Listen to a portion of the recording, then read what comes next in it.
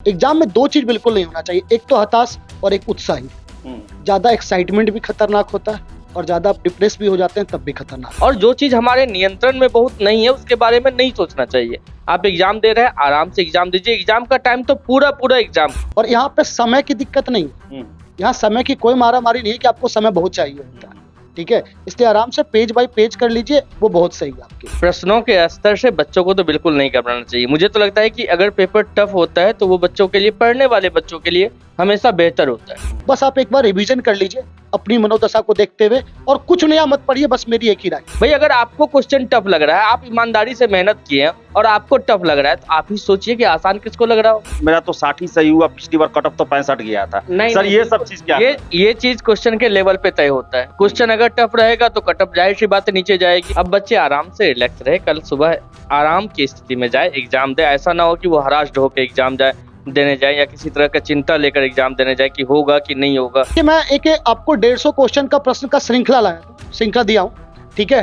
और ये हमारे YouTube चैनल आरंभ के YouTube चैनल पे आपको मिल जाएगा, ठीक है। अगर आपको लगता है कि थोड़ा सा भी आपके लिए कॉम्प्लिकेटेड है, हम ये रिया देंगे कि आप उसको लास्ट में ही सॉल्व करें। नमस्कार, आप देख रहे हैं द बिहार टॉप। मैं हूं आदेशपुरी। कल यानी कि 15 मार्च को बीपीएससी के द्वारा तीसरे चरण यानी कि TRE 3 का महत्वपूर्ण परीक्षा है। वर्ग 1 से लेकर 5 और 6 से लेकर 8 तक के शिक्षकों की बहाली के लिए कल परीक्षा का आयोजन किया जाना है। दिशा निर्देश बीपीएससी के द्वारा जारी कर दिए गए हैं। परीक्षा है, महत्वपूर्ण परीक्षा है, और एक ही परीक्षा पास करने के बाद आप शिक्षक बन सकते हैं। इसलिए एक परीक्षा है तो सावधानी भी ज्यादा बरतना है। क्या क्या करना है कल परीक्षा को लेकर, हमारे साथ हैं आरंभ कोचिंग के दोनों फैकल्टी लोग, रजनीश सर हैं और अभिषेक सर हैं। इन दोनों लोगों से हम बात करेंगे कि परीक्षा से पहले, परीक्षा के दौरान आपका व्यवहार कैसा होना चाहिए। एग्जामिनेशन में परफॉर्मेंस ही सब कुछ है। आप कितना भी पढ़े हों, लेकिन परफॉर्मेंस अच्छा नहीं करते हैं तो सब बेकार है। सबसे पहले रजनीश सर आपसे जानेंगे, कल सर अब देखा जाए तो 12 घंटा बचा हुआ है। रात भर क्या करें, कल परीक्षा से पहले क्या करें, परीक्षा के दौरान कैसा व्यवहार होना चाहिए सर? मुझे तो लगता है कि ये चीज बहुत सोचने की जरूरत नहीं कि अब क्या करना चाहिए। अब बच्चे आराम से रिलैक्स रहे, कल सुबह आराम की स्थिति में जाए, एग्जाम दे। ऐसा ना हो कि वो हरास्ड होकर एग्जाम देने जाए या किसी तरह का चिंता लेकर एग्जाम देने जाए कि होगा कि नहीं होगा। आदेश जी, एक चीज क्या होता है ना कि एग्जाम का टाइम अगर आप एग्जाम को देंगे ना तो वो बेहतर जाएगा। बच्चे या तो बहुत खुश हो जाते हैं या बहुत निराश हो जाते हैं। और जो चीज हमारे नियंत्रण में बहुत नहीं है उसके बारे में नहीं सोचना चाहिए। आप एग्जाम दे रहे हैं, आराम से एग्जाम दीजिए। एग्जाम का टाइम तो पूरा पूरा एग्जाम को दीजिए। ये नहीं करें नौकरी हो जाएगा तो मम्मी कितनी खुश हो जाएंगी, पापा कितने खुश हो जाएंगे, ऐसा कुछ नहीं सोचना है यार। चुपचाप एग्जाम देंगे, एग्जाम के बाद इन बातों को सोचेंगे कि हाँ क्या हो रहा है, नहीं हो रहा है, कितनी पॉजिटिव है, कितने निगेटिव है। ऐसा कुछ भी एग्जाम के टाइम में नहीं सोचना है।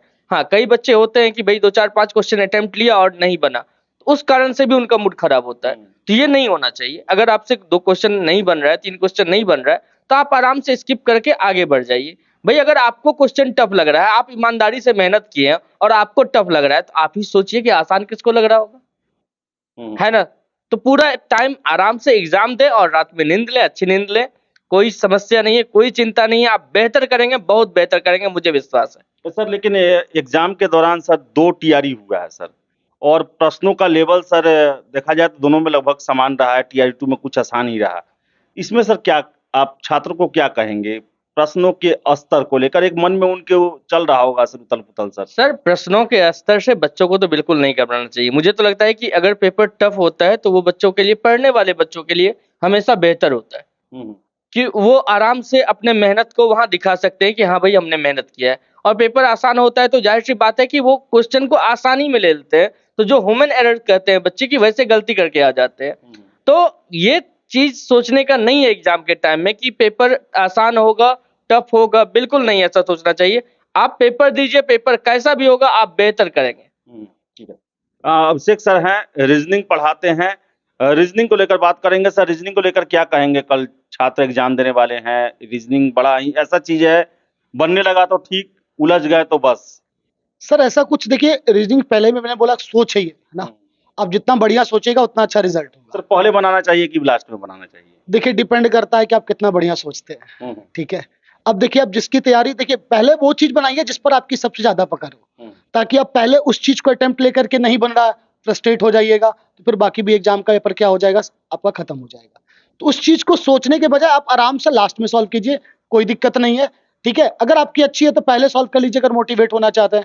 ठीक है, अगर आपको लगता है कि थोड़ा सा भी आपके लिए कॉम्प्लिकेटेड है तो हम ये रिया देंगे कि आप उसको लास्ट में ही सॉल्व करें। ठीक है, पहले और आखिरी से कोई मतलब नहीं है इसमें। सर कुछ तैयारी, ऐसा कुछ तैयारी जो कि आप छात्रों के लिए स्पेशल किए हों, जैसे कि कुछ क्वेश्चन, कुछ इलाके की इस टाइप की रीजनिंग आप देख लें, उसके बारे में क्या बताएंगे? देखिए, मैं एक आपको 150 क्वेश्चन का प्रश्न का श्रृंखला लाया था, श्रृंखला दिया हूँ।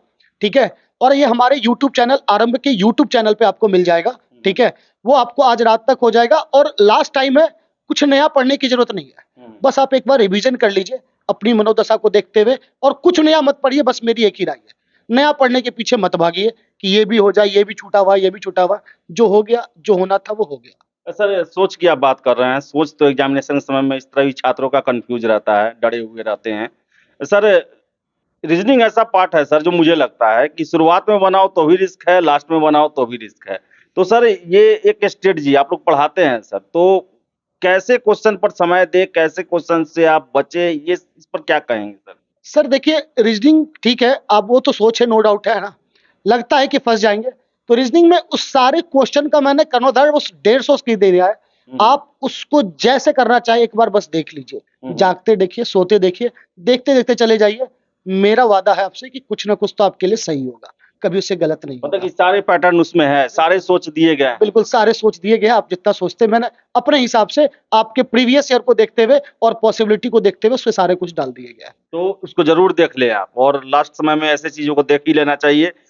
रजनी सर, एक और चीज हम जानना चाहते हैं कि जो एग्जामिनेशन में इसके दौरान सर आप क्या कहेंगे? अभी जैसे कि कुछ लोग होते हैं कि जो लास्ट टाइम में भी देखते ही देखते हैं, और कुछ लोग ये भी रहते हैं कि वो इंतजार में बैठे रहते हैं कि कहीं से क्वेश्चन आ जाए, कहीं से कुछ आ जाए। ये बात करना जरूरी है, जिस तरह पेपर लीक हो रहा है, जिस तरह घटनाएं घट रही हैं, वैसे छात्रों को आप क्या सलाह देना चाहते हैं? नहीं नहीं, इन चीज़ों को जो परीक्षार्थी हैं उन्हें तो बिल्कुल नहीं सोचना चाहिए और ना ही इन चीज़ों का तनाव लेना चाहिए। भाई वो ईमानदारी से मेहनत किए हैं और एक एग्जाम के बाद उन्हें नौकरी मिलने वाली है, तो वो इन चीज़ों के तनाव में फंस करके बिल्कुल अपना समय बर्बाद नहीं करे। पहला चीज़। दूसरा चीज़ कि वो इतना रिलैक्स जरूर रहे कि वो ऑप्शन पे सोच पाए, कोई ऐसी गलती ना हो जाए जो उनके नियंत्रण में है।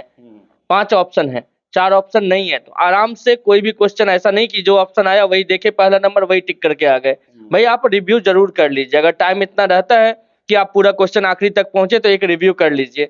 कोई भी गलती ऐसी ना हो जो बाद में आपको अफसोस हो कि नहीं ये नहीं होना चाहिए था, ये गलती नहीं होनी चाहिए। तो सर एक और चीज है, एग्जामिनेशन के दौरान हम लोग क्वेश्चन गिनने लगते हैं कि हमारे हिसाब से कितना मेरा सही हो रहा है, और ये भी दिमाग में आने लगता है, अरे मेरा तो 60 ही सही हुआ, पिछली बार कट ऑफ तो 65 गया था। नहीं सर नहीं, ये सब चीज क्या है? ये चीज क्वेश्चन के लेवल पे तय होता है। क्वेश्चन अगर टफ रहेगा तो कट ऑफ जाहिर सी बात है नीचे जाएगी। और आप इन चीजों के बारे में सोचने वाले कौन होते हैं? आप परीक्षार्थी, आप ईमानदारी से परीक्षा दीजिए। परीक्षा के बाद तो भाई दुनिया भर का चीज होगा ही कि कट ऑफ कितना जाएगा, कितना आ रहा है, और कट ऑफ ऊपर नीचे दोनों होता है। तो उन चीजों को लेकर बिल्कुल परेशान नहीं होना है। ये कोई पैमाना नहीं है कि पिछले एग्जाम का कट ऑफ इतना गया था तो इस बार उससे ऊपर ही जाएगा, ऐसा कोई पैमाना नहीं है।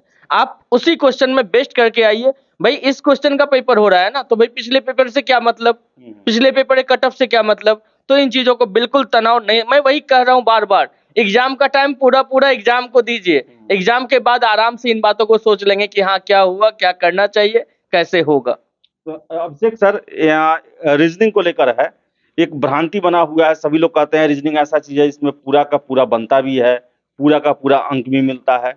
टफ होने पर उस पे आप क्या कहेंगे? मानिए टफ होता है, मानिए कुछ अलग टाइप का आता है, उस समय लोग परेशान होंगे, उसके लेकर आप क्या कहेंगे? सर जब देखिए, अगर आपसे लग रहा है कि वो नहीं सॉल्व हो रहा तो टफ और इजी कुछ नहीं होता सर, मैंने आपको पहले ही बोला, वो सोच होती है। आप उस सोच तक नहीं पहुंच पाए, उसको आराम से छोड़ दीजिए। बाकी पेपर में सॉल्व करने के लिए और भी क्वेश्चन होते हैं, आप उसको अटेम्प्ट लीजिए, आराम से चिल कीजिए। इसलिए मैंने आपको बोला कि अगर आप नहीं सोच पा रहे हैं तो ये बस हताश मत हो जाइएगा। एग्जाम में 2 चीज बिल्कुल नहीं होना चाहिए, एक तो हताश और एक उत्साहित। ज्यादा एक्साइटमेंट भी खतरनाक होता है और ज्यादा आप डिप्रेस भी हो जाते हैं तब भी खतरनाक होता है। आप एक्साइटमेंट हुआ, आप मारने जा रहे हो, सपोज कीजिए बी क्वेश्चन पे रंगना चाह रहे हैं, आपने रंग दिया किसी कारणवश से सी, ठीक है, तब भी ये होता ही है। तो ज्यादा एक्साइटमेंट भी खतरनाक होता है और ज्यादा डिप्रेशन भी खतरनाक होता है। सर ये रंगने के समय आप सर क्या राय देंगे? जो ओएमआर शीट रंगा जाता है, एक बार सारा सॉल्व करके रंगा जाए या पेज वाइज, क्वेश्चन वाइज उसको रंगा जाए? मेरे हिसाब से पेज वाइज बहुत सही रहता है। ठीक है, अगर आप एक बार रंगने रहते हैं, जैसे होता क्या है कि क्या कहता है बच्चा 1 का A, 2 का B, 3 का C, इसमें अगर एक भी नंबर अगर गलत हो जाती है तो दिक्कत बढ़ जाती है, ठीक है। बाकी आप जिस पे आपकी ज्यादा प्रैक्टिस हो वही काम कीजिए, लेकिन अगर मेरी राय मानिए तो आप पेज बाय पेज को सॉल्व कर लीजिए, वो आपके लिए बहुत ईजी रहेगा। और यहाँ पे समय की दिक्कत नहीं है, यहाँ समय की कोई मारामारी नहीं है कि आपको समय बहुत चाहिए होता है, ठीक है। इसलिए आराम से पेज बाय पेज कर लीजिए, वो बहुत सही है आपके लिए। तो आपको बता दें कि आरंभ कोचिंग के दोनों फैकल्टी हैं हमारे साथ, और बता दें कि इन्होंने काफ़ी समय से इन लोगों को पढ़ाने का ज्ञान है, एक्सपीरियंस है। और सबसे पहले आप एग्जाम देने जा रहे हैं तो बीपीएससी के द्वारा जारी दिशा निर्देश को जरूर देख लें। एग्जामिनेशन शुरू होने से 1 घंटा पहले दोनों पालियों में एंट्री बंद हो जाएगा। बंद का मतलब बंद। हम बीपीएससी के पहले भी परीक्षाओं में देख चुके हैं कि 1 मिनट की देरी, 1 मिनट क्या 15 सेकंड की भी देरी बर्दाश्त नहीं की जाती है। तो इसे आप ध्यान में रखें।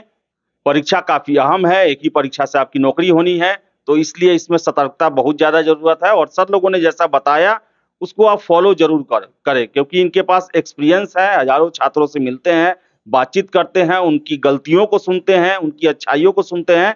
तो एक बार फॉलो जरूर करें इसे, और हम आशा करेंगे कि आपका परीक्षा जो है वो काफी अच्छा जाएगा और परिणाम सकारात्मक आएगा। फिलहाल इस वीडियो में इतना ही। वीडियो पसंद आया लाइक शेयर करें, हमारे चैनल द बिहार टॉक को सब्सक्राइब जरूर कर लें। धन्यवाद।